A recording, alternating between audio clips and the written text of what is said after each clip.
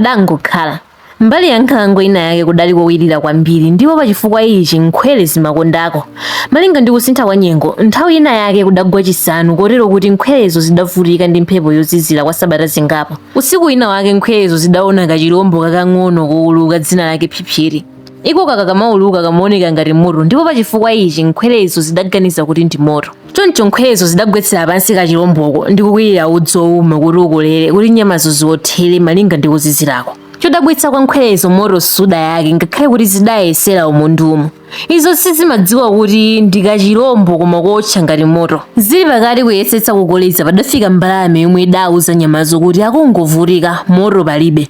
Akuonako ndi kachirombo kowuluka konga ngati udzudzu komwe dzina lake ndi Phiphirii. Kenakadi nkhwerezo zidatopa ndi kuleka kuzira motowo, koma imodzi yokha idapitirizabe kuti moto yake. Chifukwa chosasamaza zomwe mbalameyo imanena, iyo idasendera pafupi ndi nkhwereyo kuyitsimikizira kuti moto sunga yake.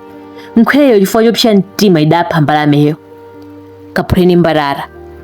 Mafunso: kodi kusintha kwa nyengo kukutanthauzanji masiku ano? Ndi njira ziti zomwe tingapewere mavuto okudza kamba ka kusintha kwa nyengo?